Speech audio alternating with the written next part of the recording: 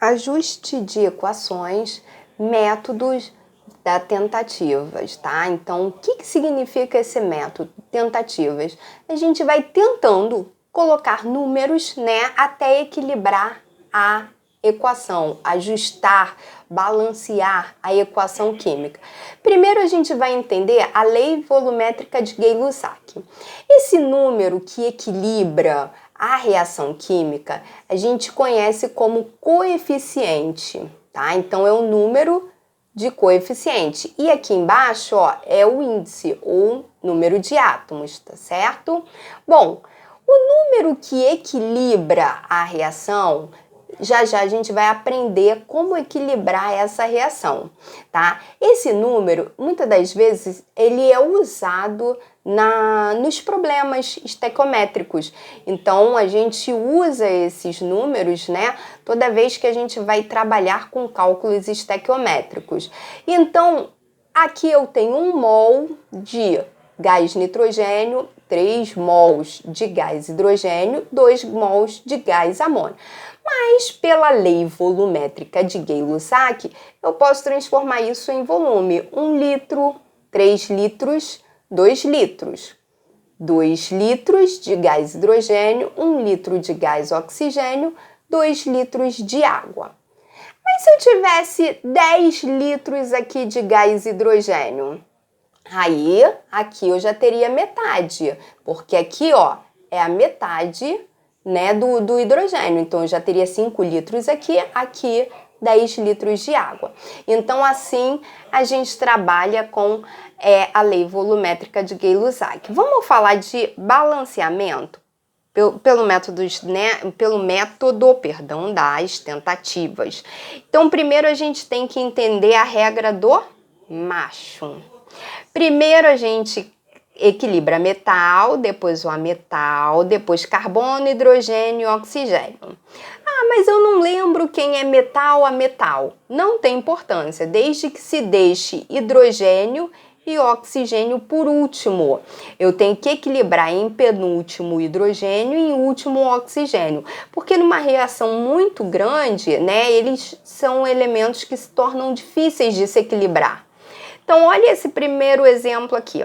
Eu tenho ferro reagindo com HCl, formando FeSL2 mais H2. Então, reparem que eu tenho duas vezes o cloro aqui, mas aqui eu só tenho uma de cloro. Então, eu tenho que colocar o 2 aqui na frente, nunca aqui, porque a fórmula já vem pronta pra gente. Eu tenho que colocar o 2 aqui na frente do HCl, para poder equilibrar o cloro. Então, eu passo a ter 2 de Cl aqui, 2 de Cl aqui. Equilibrei o cloro.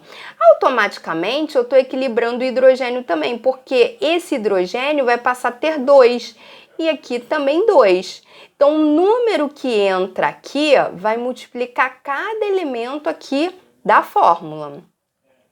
O segundo exemplo já é um exemplo bem maior. Ah, esqueci de falar do ferro.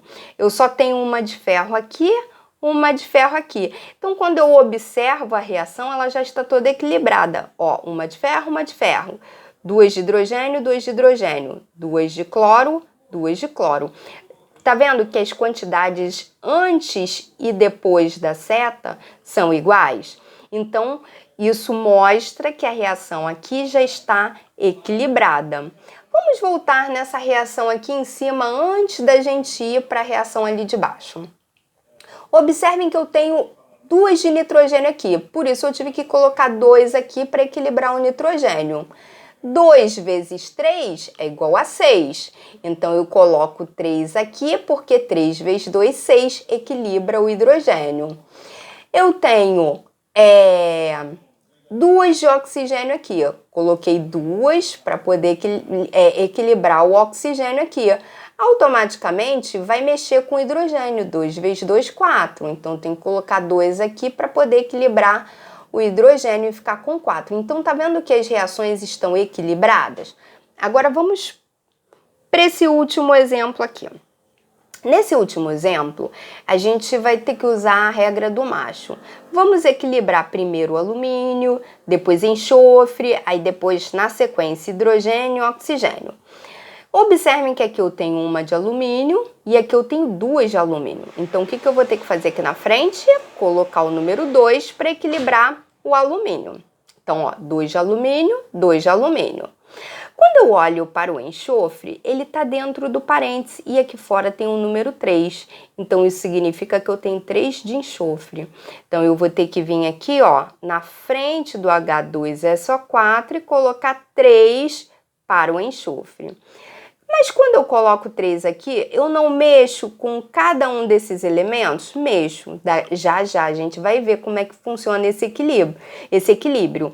Então, ó, eu passei a ter 3 de enxofre, 3 de enxofre, 2 de alumínio, 2 de alumínio. Eu já consegui equilibrar o enxofre e o alumínio. Agora, a gente tem que equilibrar na sequência o hidrogênio. Reparem que antes da seta aparece hidrogênio aqui, mais um outro hidrogênio aqui. Quando a gente tem duas vezes, né, o mesmo elemento antes ou depois da seta, a gente tem que somá-los, porque eles estão separados por um sinal de mais. Então, a gente tem que fazer essa soma. Então, ó, antes disso, a gente tem que multiplicar aqui, ó. 3 vezes 4, 12. Tá? Ah, não, perdão, eu tô vendo o oxigênio. 3 vezes 2, 6.